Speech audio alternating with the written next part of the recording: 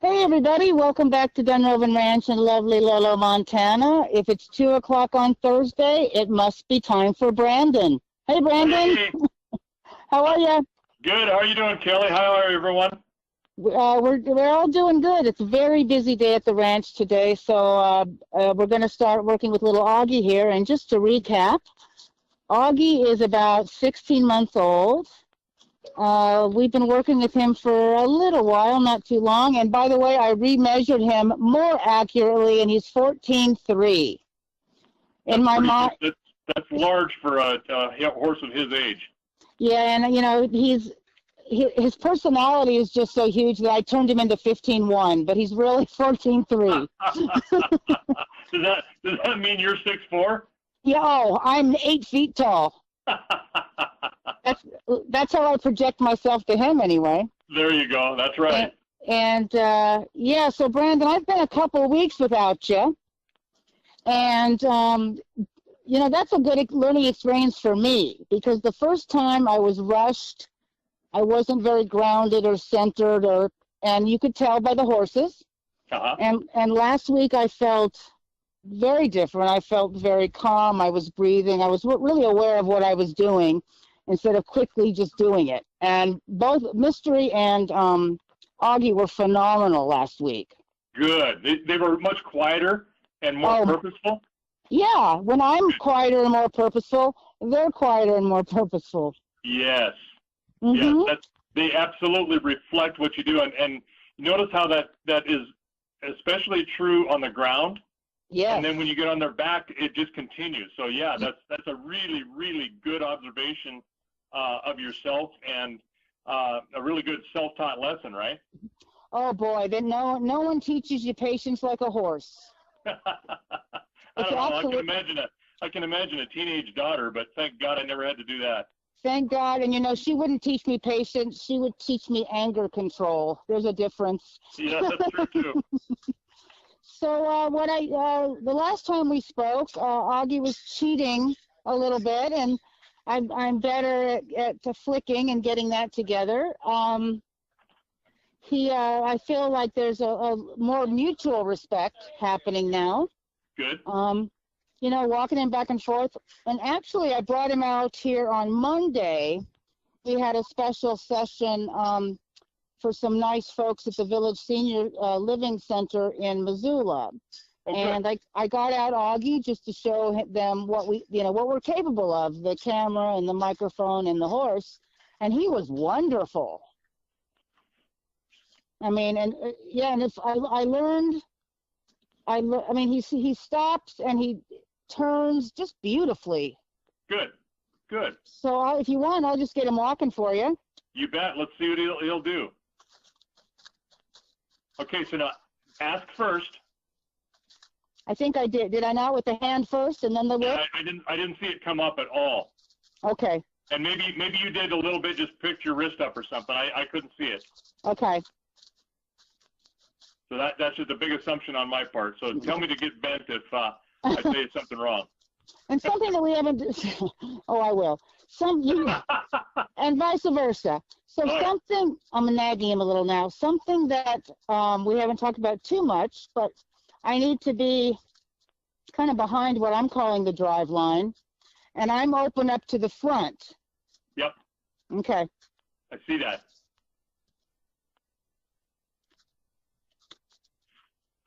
See how your body is facing well in front of him, and it might be slowing him down. Oh. So turn your body to the left a little bit. Okay. There you go. I got you. Look how it sped him up. So your proximity, your body, you want to stay kind of right at pointed your center of your chest, right towards it, about the girth area, right behind his shoulder, and kind of a neutral side part of his body. And his movement is now there. Watch how he's not trying to stop. Gotcha. So being open to the right is actually asking him to stop. Yes. Yep, okay. You're getting in his way. Oh, gotcha.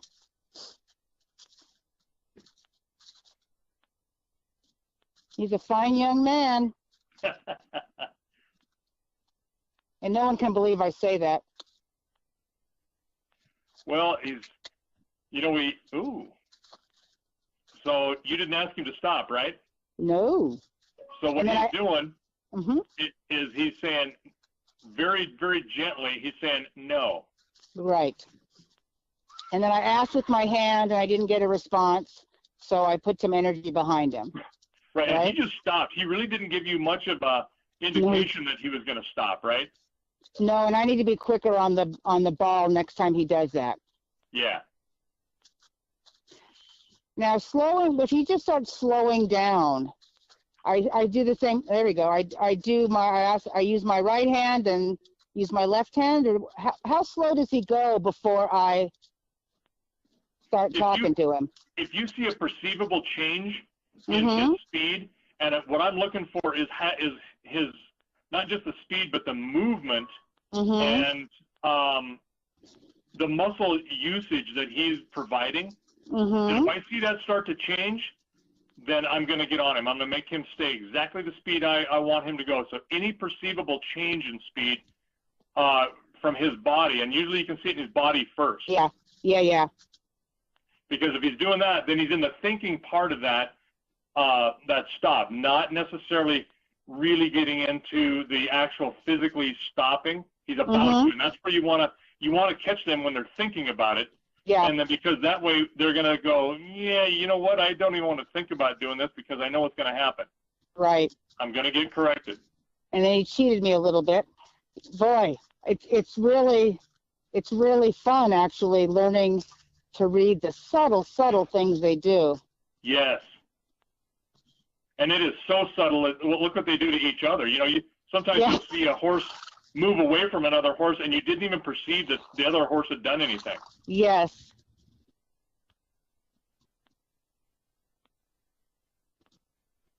Very good. Yeah, he's fairly consistent. He's slow. So I asked him, okay, no, go ahead. No, go ahead.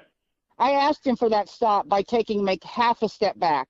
I saw that. That's perfect. And he's looking at you. He's looking for direction. He's not coming in. Oh, that's really, really good stuff, Kelly. And yeah, he's a nice boy. Oh, don't repeat that. Don't repeat that I said that. Okay. I would turn him one way or the other. Doesn't matter to you or from or away from you, and then have him go the other direction. Because just like always start him at a walk. Always do that first. And then you can work up into your speed so that they don't have the expectation when you first walk in there that, oh, I just got to run around here, because too many people do that and they're misusing this giant tool they've got here in the form of a round corral. There's something I was just kind of learning what he knows, because I missed a few times when you were with the Giddy Up girls, and if I moved quicker, he would turn toward me and take off in the other direction, and I hadn't asked that, and I wasn't sure what his cue was unless he was just anticipating a lot. Well, and what he's doing is when they were here, he was just challenging me, and basically by either turning or stopping or speeding up. That's all telling you, no, I don't have to do this. I'm making the decision, which is like no. Because when when he's doing that, when we let him make the decision, that's I'm kind of talking with Celia here. When he's making the decision, because he can and he's smart enough to, he can use it for good or for evil. Correct. Good is when it's doing anything you want him to do. Evil is when he's doing anything that he wants to do. Right? His only decision should be that he is going to decide to do whatever you tell him to do and comply immediately. Yes.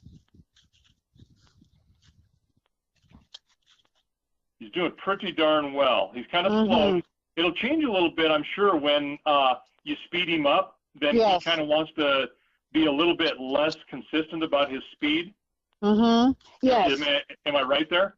Yes. Okay. Absolutely. Yeah, because he's not having to work too hard right now. This is just, okay. For him, though, this is big for him, because he doesn't even want to do this. So it's not bad. Good. Well, and you're totally and completely in control, and you're not chasing him, because you're essentially pivoting on your left foot and you're only moving at maybe a half a step, a width of your foot at a time. Yeah. Which is exactly what you want to do. You don't want them to make you chase them. No. Yeah, I remember, just early on doing this, even with Mystery a year ago, you had to tell me to knock it off because I was just basically chasing him around. Right, that's right. And I was working harder than he was. Exactly. And we're not going there. So you've done about the same amount of work on both sides. He's done everything consistently. Mm-hmm. So what I would do is go ahead and turn him, do what you want to do as you want to do it, and change the speed. And we'll just watch and just kind of talk our way through this. Very good. And by the way, let's give a shout out to Gab, who's GSB MO is here, Brandon. Oh, really? Yeah.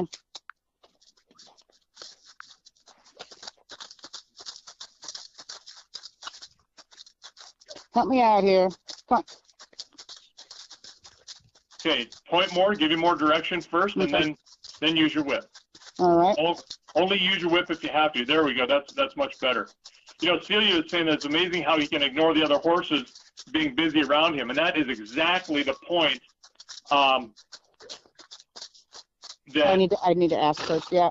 We're looking at is for him to ignore everything else except you. And he's doing that in spite of all of the stimulus around him. And that's part of the reason why, for the folks that didn't know, I'll bet you did this purposely with all this activity because it gives one more dimension of discipline for him. Yes, he has to focus on me, not all the other pretty horses. He does respond pretty well to being asked. I mean, look at that. I'm not even using my stick. Good. Yeah, you want to get to eventually, and the quicker you can, the better. But you want to not use that if you don't have to. All you need to use is just your hand and body. Right. And that's the discipline we want. That when you ask, he complies. Mm-hmm. He's doing quite well. Right now, it's just to make sure that he complies by putting additional pressure on him. This is more consistent than he's been. Good. Now, how often are you working him? Not just once a week. Okay, good. That's plenty. And look how much he's learning and he's retaining. Yeah, he's not irritated right now at all. He may get that way, which is fine because we want to push his buttons a little bit and have him kind of get upset or, irritated so that he still complies. Right. We don't want him to fight you when he's irritated because there's going to come a time when somebody gets on his back that he's going to be irritated and we want them to comply. Mm-hmm. It all starts here. So something I just had to do is pay attention to my distance from him because I felt like I had gotten a little close and it was confusing him a little bit. But yep. But then I thought, well, and I just basically leaned back, leaned back a little bit, and he started to stop. So it's interesting to find that sweet spot. Yes, and it is. And a sweet spot is exactly right because it takes so little to influence him out of that sweet spot. Oh, so little. And all it is me mentally being distracted. And it's all that, he knows where. Horses are amazing that way. They know where my attention is. If my attention goes to Gabby, and he's going to just stop, dead stop. It's very cool. For those of you out there, it's really cool. To communicate with just your, it sounds like voodoo, but communicating with your mind is kind of what it is. It's communicating with your intention, with your attention. That's exactly what it is, and that's that little bit higher level of horsemanship that you have to be in the moment for. Remember with like when the Giddy Up girls were there, and we've done it with you and with Taryn as well, when she was working Mystery, is especially you'll see it when you go to stop a horse. And you think, okay, I'm going to make them stop over here. And the minute you think stop, they stop. Yes. They are reading you, and it's exactly where it is.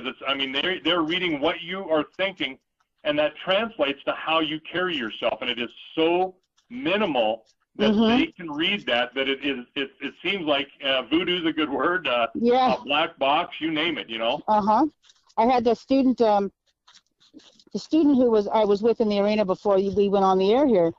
It was blind, and a lot of people couldn't tell, but I was telling him, we were standing still, and it was Erskine. I said, okay, now when you walk, I want you to, and he just sat up a hair straighter in anticipation of walking. And he didn't do anything but that, and Erskine just started walking. It was very great. I said, see what you did? You just thought it. Blew his mind. Yes, absolutely.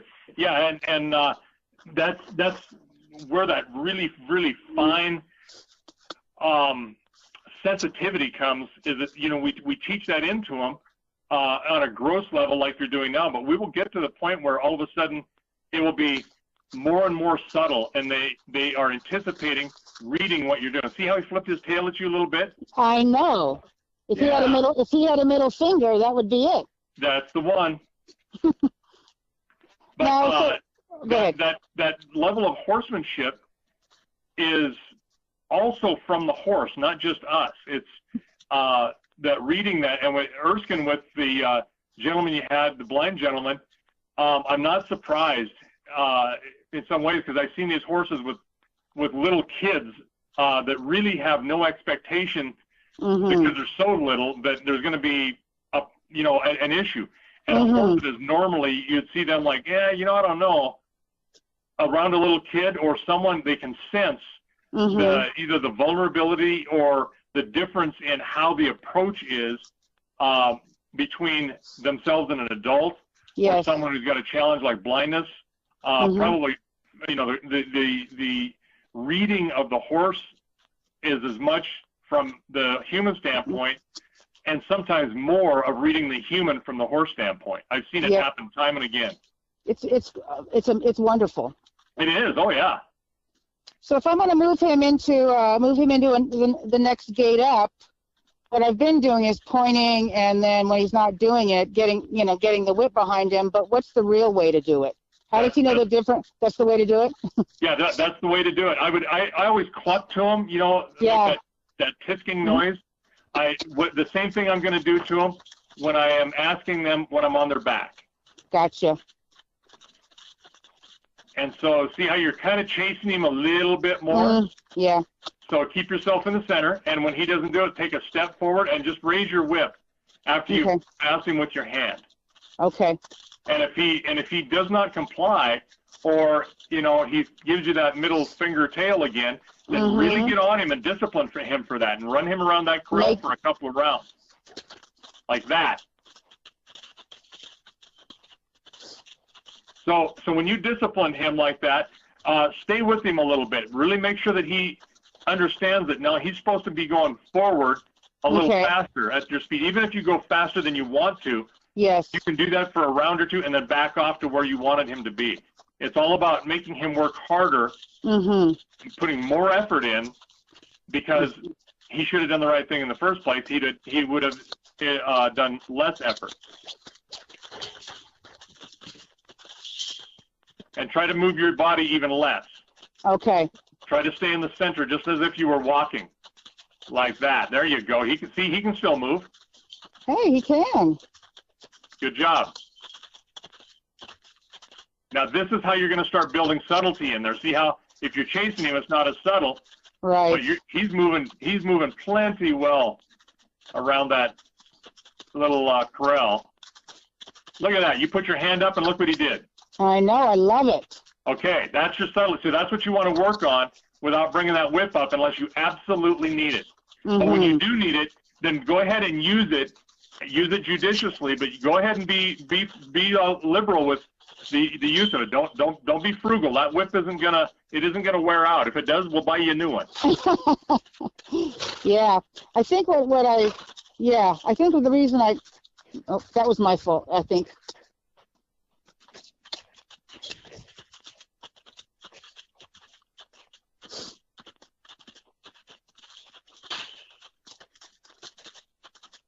I think I seem to feel like I need to get closer with him with the whip, but I probably don't.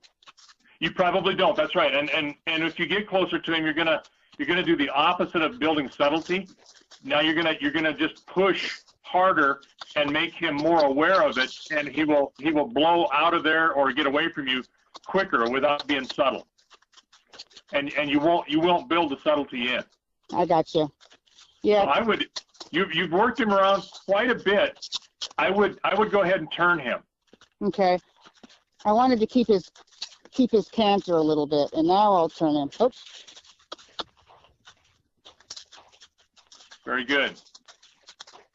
Good, very good. Now stay to the center. Good job. And you're leading him a little bit with your chest.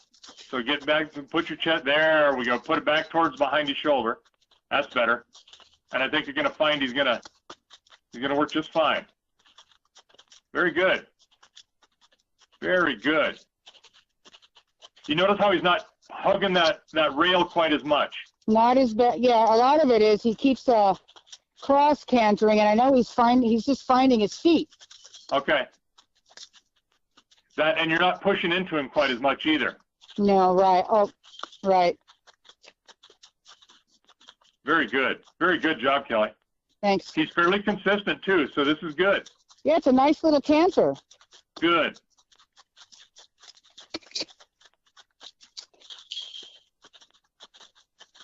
Very good. Oh, I like it. I like what I'm seeing. I like how you're not chasing him. Mm-mm. And he is being much more consistent in his movement. That's very, very good. And you're using your hand more and not using that whip near as much. You're headed in exactly the right direction where you want to go.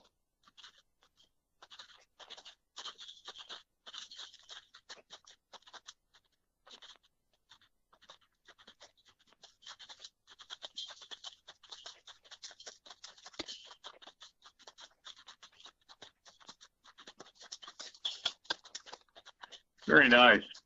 Good.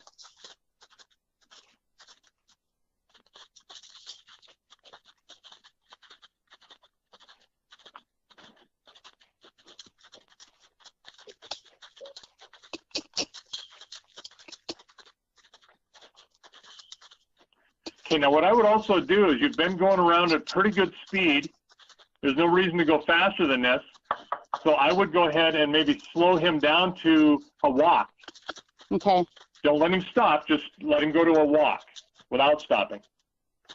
So you're gonna go down through the trot and to a walk. So I got to do it quicker. There we go. Make it, yes. There. Good job. He wants to stop, and that's understandable. And that's the reason why we do that. See the discipline it takes to go from a run to a walk by going down through a trot, missing that entirely, just ignoring that trot, but then not stopping when you go to a walk. Mm-hmm. You're building in a couple of disciplinary tasks there for him. Yeah, to go through the transition instead of just stopping. Right. That's right. You're controlling speed. You're controlling movement, and it's unpredictable because so far what you've done is you usually have stopped him so you could turn him, right? Right. Right. So now you're also, what we want to do is build in inconsistency, and we want to be very consistent about how inconsistent we are about what we ask, so they don't anticipate. He watches, he thinks, and he listens to you. Very good. Very good. Now you've turned him quite a bit towards you. There's only been a couple of turns away.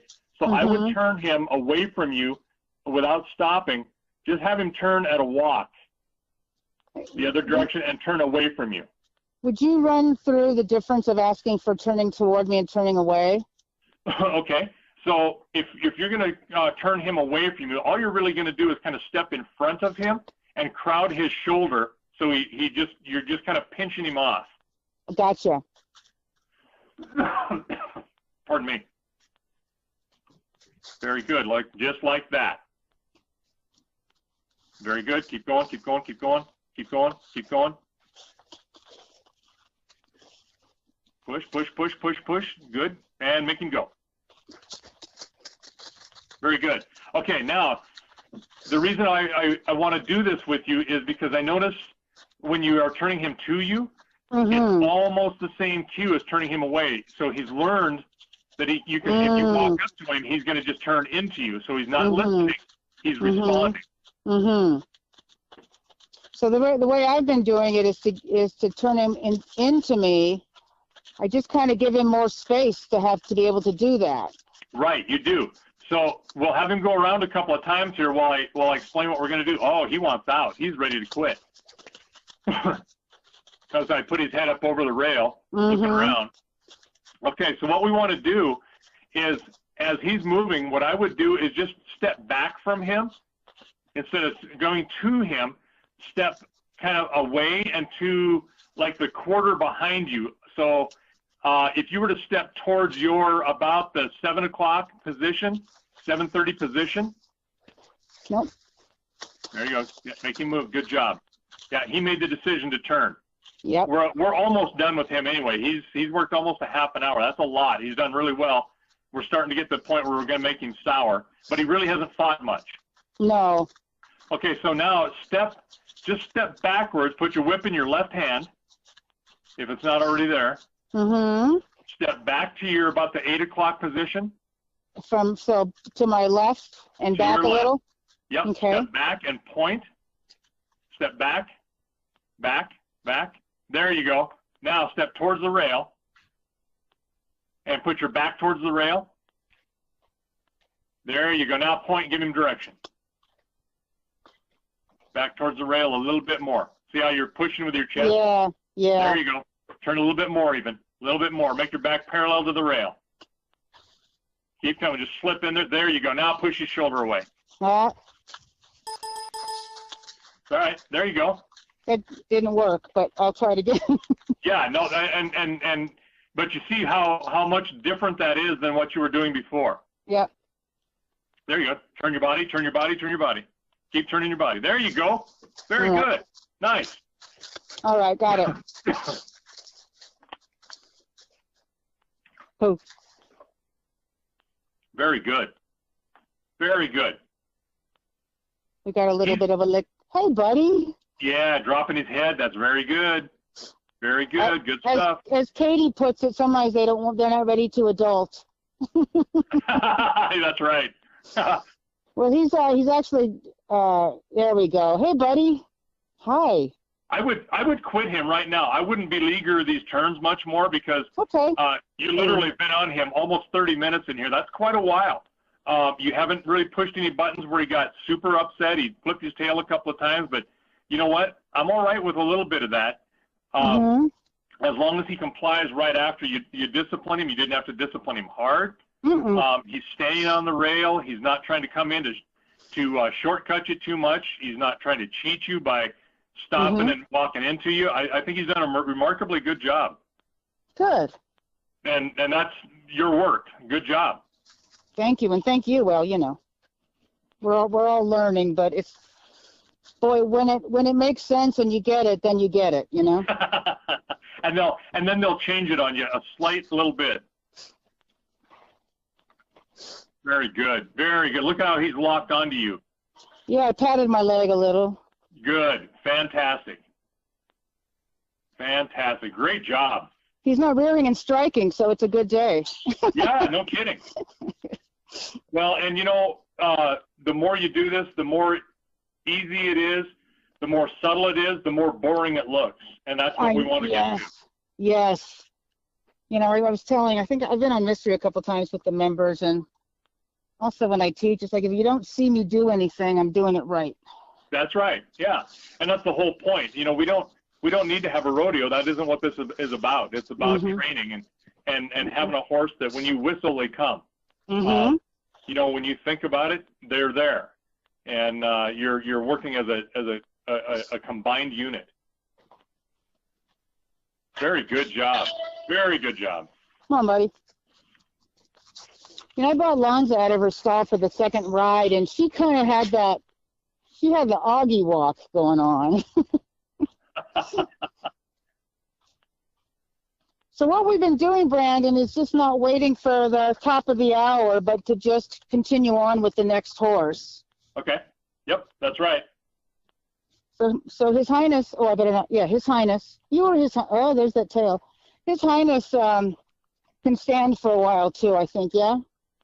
Oh, absolutely. That's good discipline for him. Okay, I need to change boots really fast. Yeah, and where we're at with these guys, Yeah. is that when we're working now in the early stages with Augie, it doesn't take much. We can start, adding some things like sacking him a little bit, picking those feet up, doing a little bit of rope work, things like that. Right. He's getting a photo op right now. He's getting a picture taken. That's Gabby. That's funny. So, and then the lessons can be longer because you're going to be doing additional things.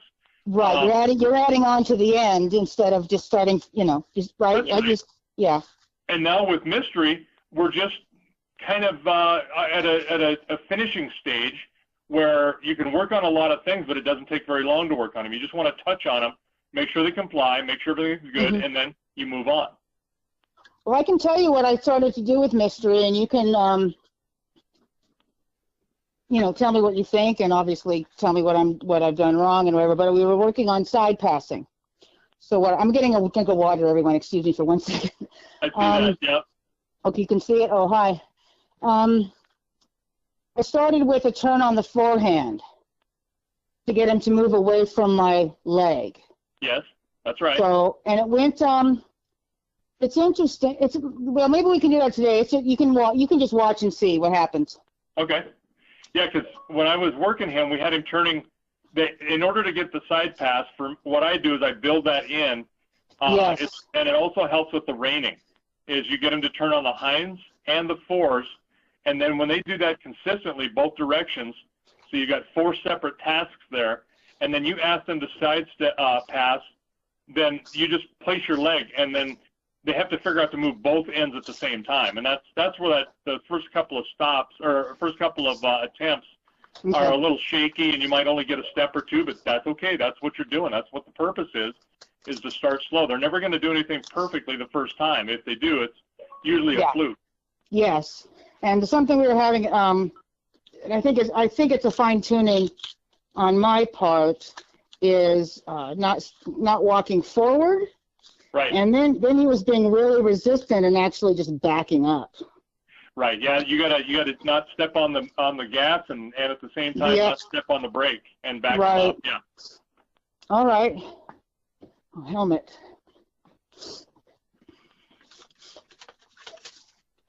Out.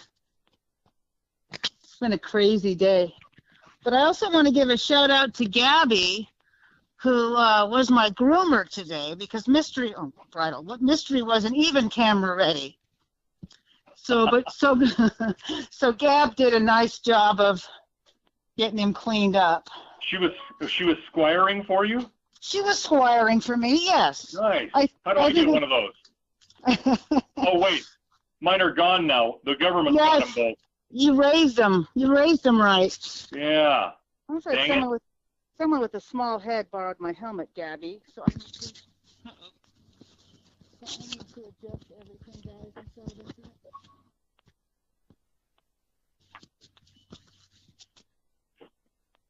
All right, let's see. So I think I was supposed to take him out on a ride tomorrow, but I remembered that he's getting shod first thing, so I'd rather not. But man, he steps out, and the challenge for me is let him go. Right. Yep. Make sure it's nice and smooth, and he's not working up into a pace or a trot, and nice and consistent, and yes, a loose rein, and just trust him and let him walk. Let him stretch out, relaxed. Yeah, and it's hard in the arena because there's not a lot of room before you have to make a turn. Yeah, that's right. And something else we need to work on, and this might take us a couple of minutes, is putting his head down while I put the bridle on. Okay, reach up and ask him first. Put your hand up behind his pole or on his pole and ask him. There you go.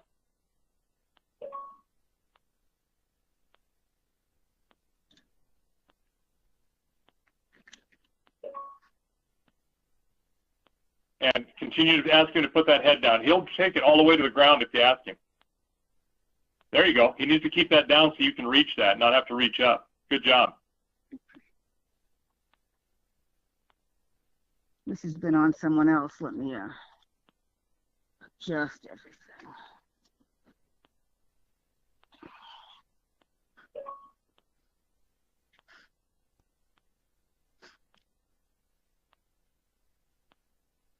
I don't like that. That's pretty good.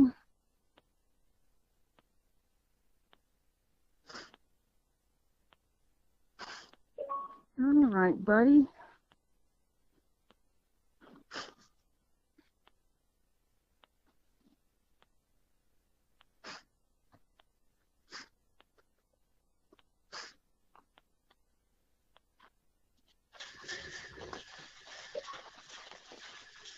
Now, when he is shod, is the farrier trimming to a specific angle on his feet? Yes, I believe. Well, my answer is yes, but I don't know what that angle is.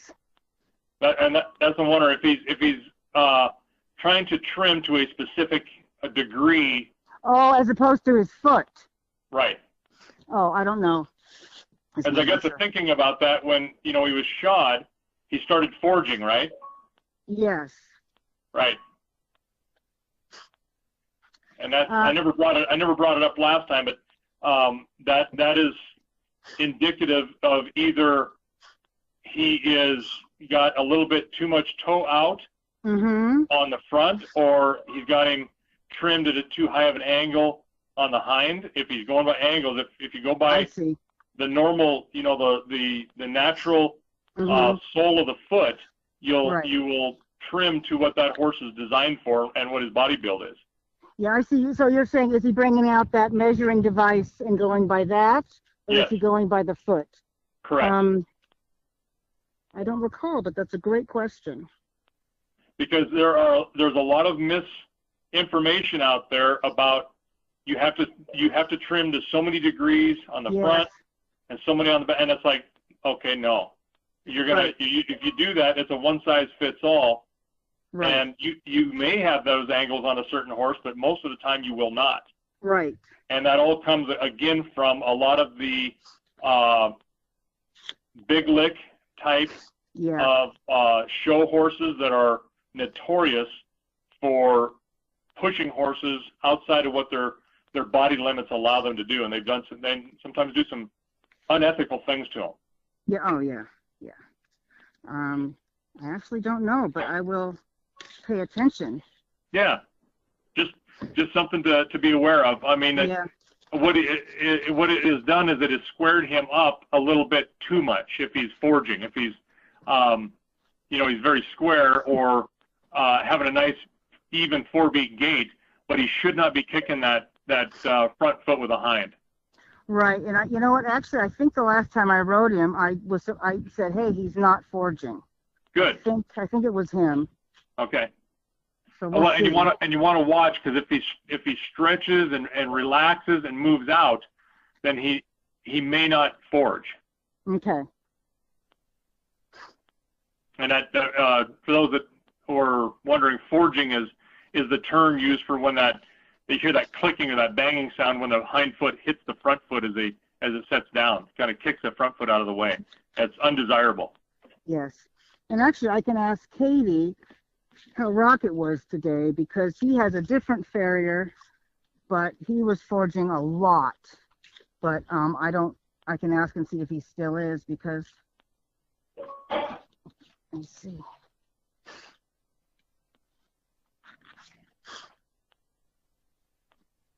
Hang on. Well, look what you're doing now.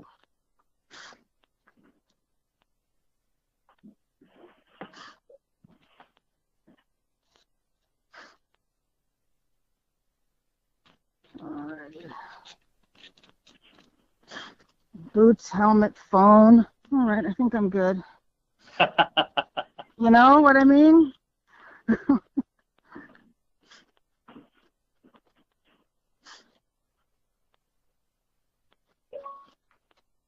So, Katie, I think you're going to have to get those folks on in the sorting pen. And I'm going to leave. I don't think it's a bad thing. I'm going to, my horn bag my horn bag. Seriously?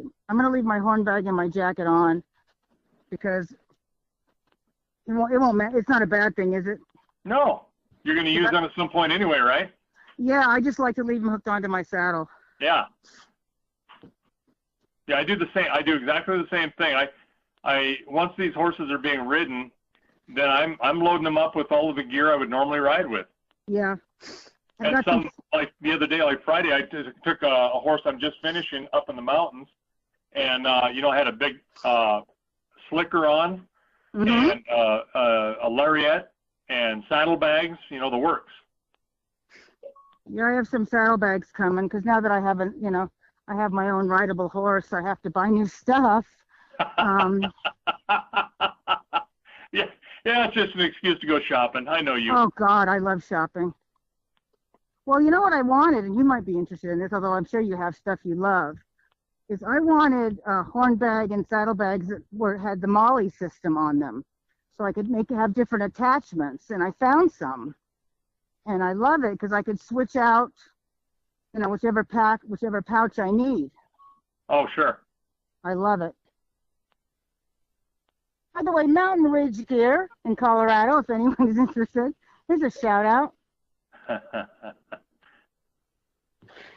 So he's just walking along. Good. He does like to meander, but it's not my #1 battle right now, I don't think. Oh, and then I had another question that I asked the members to remind me, is when I ask him to move over with one leg or the other, and I don't want to increase his speed, how do I tell him the difference? If you want to do without increase. Yeah, if I want to like turn to the left with my right leg, but I don't want him to increase his speed from the leg pressure. Yeah. What do I do? Just make sure that you're ready to check him and with the rein and keep him from going forward. Okay. That's the common sense answer. Thank you. And we always like this, and I'm going to, you know, the same thing is he slows in this corner, and we're not going to do that, and we're not going to speed up coming out. So Gabby gets to see this live and in person. I gave you a shout out for having him camera ready, by the way, Gab. Okay, so yeah, we go. Yeah, the little check. The genius of the check.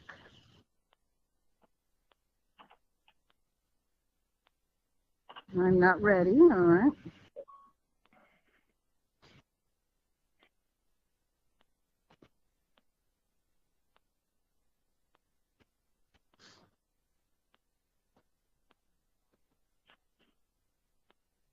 But I'm working on keeping the same pace all the time.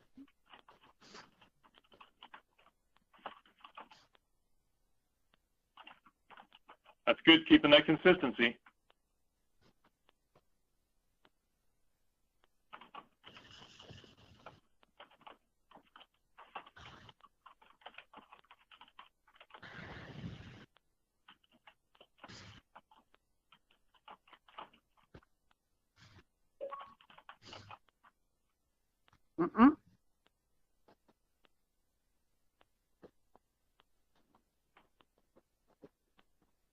Very good.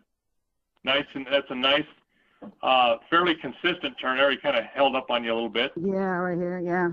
So keep your hands low, and put your when you turn, keep your hand low and put that outstretched arm forward, and then make a 90-degree turn or 90-degree angle with his neck and your rein, and give him just a little bit more rein. Like that?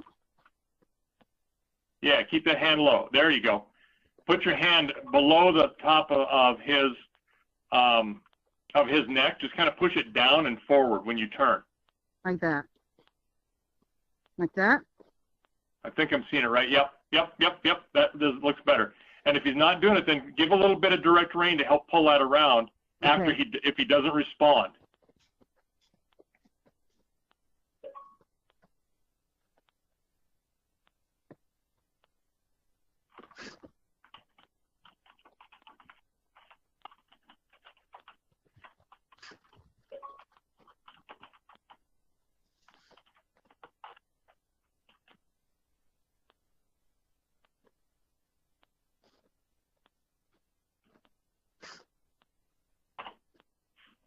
So in about 5 years, I'll be doing this on Augie, huh?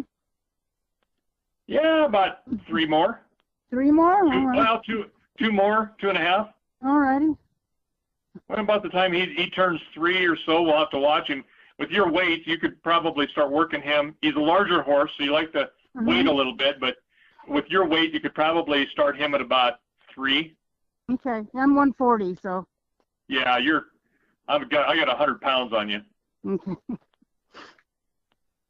Well, it's interesting. He's not forging, but a couple of times he just tripped back there. Yep. And then he forged the next 3 strides. Okay. Just some info. These reins are driving me nuts. Okay, here we go. There's a possibility he may be trimmed a little bit high on the, a little bit more heel than he needs, or a little bit toe off, or short-toed, a little bit more or less of an angle. And if he's tripping on the hinds, he might be breaking over too soon, and that would also cause him to break over and reach quicker, and that would cause a forge.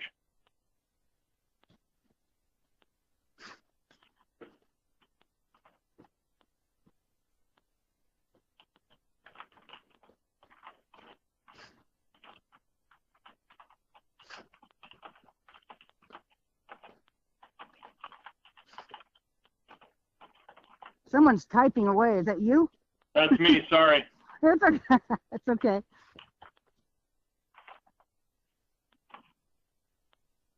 That's my boy.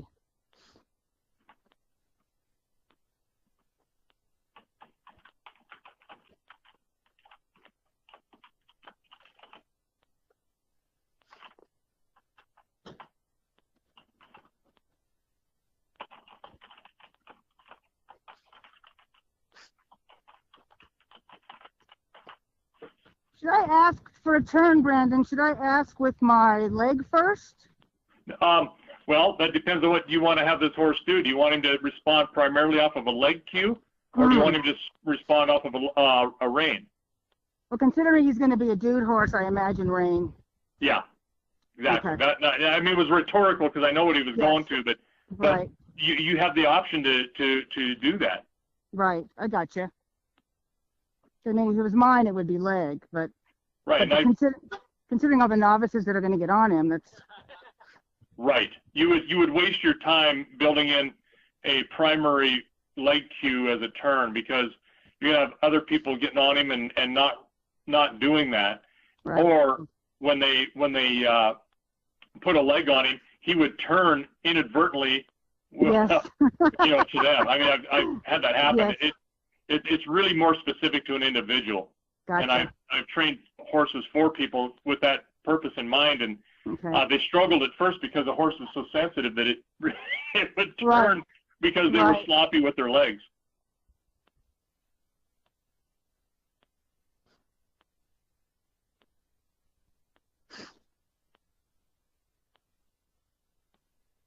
Yeah, I see him he looks a little bit sticky or a little bit rusty on the turns. So it's going to be very important that's not bad. He's keeping his head fairly high though. And I can't tell really well in the video whether he got a short rein or, you're trying to work him. Yeah, it's a little shorter than I would normally go. He's kind of grabbing for the bit. So trust him, give him more rein, and then be ready to just push that rein, push your arm forward in order to affect that turn. There is a nice walk. Yeah, what what I'm trying to figure out for me is the length of the rein that gives him enough head, but that I can still get a check. Yes. Yep. And you're just going to have to learn how to keep your arm out there. You're going to build up your triceps. You're not going to have the flabby arms underneath. Oh God. I wish I had flabby arms. It means I'm not working so hard.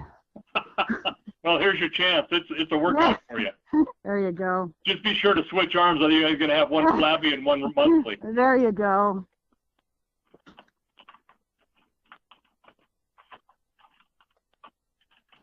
He certainly doesn't have any spook in him at all. Good. Good. That's important. And we're gonna learn to poop while we're walking too. Absolutely. You can do it. It just depends on who's chasing you. Mm-hmm. That's right.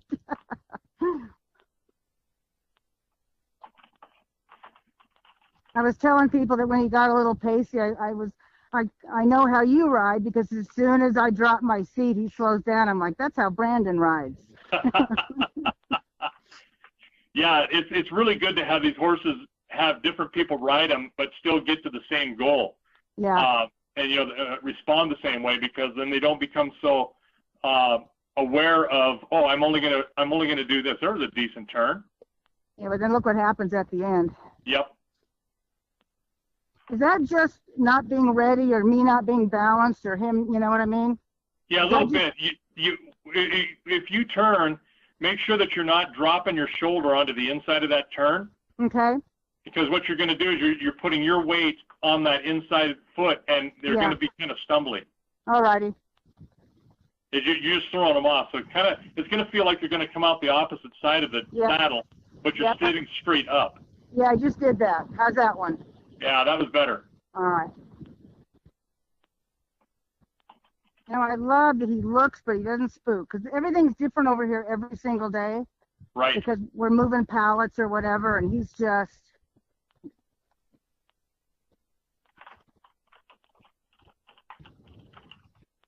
It's a good boy. Oh, we don't need a bee on our head right now. We don't need that lesson.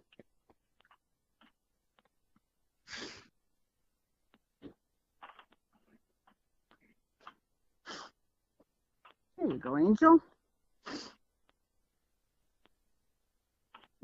It's really cool that he just waits and waits and waits and... Supposed to wait until you tell him what to do next, right? Yep. And he is. Very good. And he's a high-headed horse anyway. It's just the way he's built, so he always looks like he's got his head way in the air, and sometimes he does, but I haven't seen him not be really relaxed so far. He's brought his head up a little bit, but his rein, the slack in the rein that you've got right now is really, for me, it'd be really appropriate, and that's what I try to hit when I'm actually walking and working him. So I should have my hands like this, and then when I check, I use my fingertips, and good boy. And if I need a little more, I just bend my elbows. That's right. Yep. Or, you can bend your elbows, or you can slide the rein through your hands, to shorten them up as well if you really needed to. If I really needed to, yeah. Yep. He's so sensitive. Yes, he is. And that's what you high. want. Yeah, Yep. I can tell the difference between high and just his conformation. There we go. There, look at that. Good. You dropped your hands, you dropped the rein, and his head come right down. Perfect. I wish you could see that from this perspective. Look at that. Head continue to come down because your hands are low and your reins you're giving him slack. It's really nice. Yeah. Well, I always watch these, Brandon, either right after or later in the week, so I can learn for next time. Yeah. Well, the whole thing's a learning. It's for me, it's kind of fun. Because what happens is, I learn something about that individual horse every single horse that comes up, and they're all slightly different. You got to problem solve something a little bit, and then at the end of it, you've made them all pretty much the same horse, just a different color that you're riding, or different, whether it's a filly or a mare or gelding, stallion, doesn't matter. Everything is, the end goal is the same. And it's just the trail you take to get there. I love that. You can get on any one of your personal horses and they're the same, yeah? That's right. I love that. Personalities, of course, but... Yeah, their personalities are different, but when I ask them to do something, it's the same. It's the same ask and it's the same performance. That's cool. Yeah. That's the consistency, and that's just what you build into them. And what's really nice is to be able to do that with different people, and then you can tell the difference. I think I've mentioned before, I could tell the difference between just the way a horse handles, whether I handled it, my dad handled it, or either one of my boys handled it. I could tell you if the one of those three trained a horse and then you brought it to me, I got on, I could tell who trained it by the way it acted. Yeah, how neat. By the way it handled. And by having, several people ride that horse, it just builds what we call depth, where they still respond, but they respond appropriately, even with different cues that we all ride slightly differently. Yes. Yes. Hey, we've come to about the end of our time. What? Can we do a turn on the can we do a turn on the forehand real quick? Yes, let's do it. Let's go out there where I can watch and we can all see. Well, I say quick. So basically what you can do is you can just, what I think is you've worked with him some on doing it while you're walking, basically. But if I can just talk through and show you how I've been doing it, and you can correct me, and then I can work on it for the next week. Yeah, show me exactly what you're doing and talk me through it, and then we'll see how that works. What happens here? So what I'm doing is I'm putting him against the fence. Okay. So he doesn't walk forward, and he's anticipating not liking this right now. So, and what I do is I'm gonna turn his butt to the left. So what I do is open my left leg, put my right leg back slightly, okay, and then lead his head around to the right a little bit like that. But my problem is having him walk off like that. Okay. So here's what I almost never try to get a horse to move on a rail. Oh, okay. So just back him up a little bit, get him away from the rail, and learn how to control him. Don't let him go forward, but don't let him back up. It's just kind of holding him in place. So, right. Okay, so now that you're set, what I would do is don't move your leg back. Are you trying to do a side pass, or you just want to do a turn on the forehand? Well, I was doing a turn on the forehand as the first step to a side pass, but that could be not right. Because he'll side pass just fine. I mean, I had him doing this. Okay. So what I would do if you want to turn on the forehand is take your right leg and set it back, and then just touch him on the belly. Right. Okay. And just touch him and put a little pressure. Don't let him go forward. Turn that back. He's just kind of, there you go. He's starting to go. Starting to go, yeah. Now he's turning on the forwards a little bit, or on the hinds a little bit. So just keep going. Just keep going with your right leg. Should I lead his head around a little bit? If you need to. There you go. Now you're coming around. There. Now you got one step. Okay. There you go. There you go. Do it again. And I just have to not dip my shoulder again. Right. Don't let him go forward. Now he's pushing into your leg. See how he's kind of doing a half pass backwards? There we go. There you go. Okay. That's better. Now what I would do is he's feeling you a lot differently than me. Right. So what I would do is when you get 2 or 3 steps, stop. Okay. And praise him for that. Don't try to do too much, because the difference between the way you ride and the way I ride is confusing him a little bit, probably. Okay. So now just go ahead and do it again. Let him. Yeah, he's smelling you. He's like, "What's going on?" So and I want him to be successful at this. Yes. Well, and 1 or 2 steps. There we go. There you go. There you go. So I don't think you're putting your leg back quite far enough. For one. I want it back here. Yep. Okay. Because you're going to have to. You're teaching him to respond to you. As you get better at this, then you can bring your leg forward too. But when I want a horse to side pass, I just push into their side right where my leg is. Right. Where I'm riding normally. You don't get to walk off though. There you go. Yep. There we go. There we go. That's better. Okay. I think I should stop there. Yes. Yeah, I think so.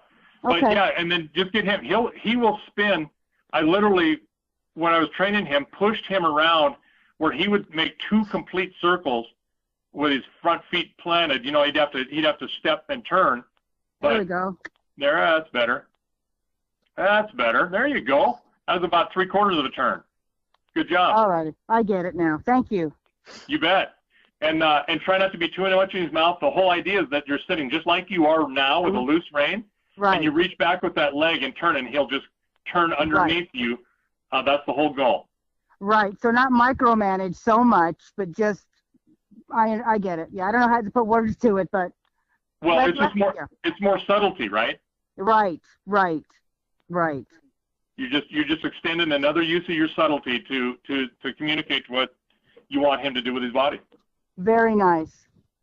Awesome. Thank you. You bet. You know what? We're up now. We're done. Okay. Out of here. Bye, Brandon. Bye-bye. See you guys later. See you next week. We looking good? I'm looking good. Are you next week or 2 weeks out?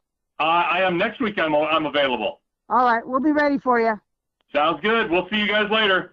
Thanks, B. I'm going to call you B now. Thanks, B. Everybody does. Oh. You didn't know that, did you? No, that's my psychic ability, I guess. or my laziness. Sometimes they call me other things too, but you can't say those on air. Oh, those happen in my head all day long, Brandon. have a good one. You bet. You too. All right, everybody. I think I'm still with you. So I will thank you for joining me today. I learned a lot. I always learn so much from Brandon. I appreciate you being here with me, and Augie did well, I think, too. Now, I know at 4:30, Tall Tales from the Trail with Suzanne, and she'll have some stories and a guest who will talk about Guatemala. That should be interesting, so tune in for that. And again, thank you much, and I will be with you on Sunday. Oh, Sunday's a huge day.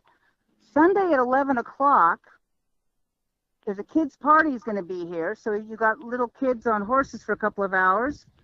And then you've got boots on the ground. I think, no, I'm completely confused. Sunday is the kids' party. And then we've got fur and feathers.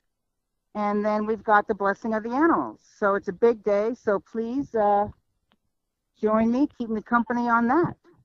So we'll see you very soon. It's a beautiful day in Montana. Bye-bye.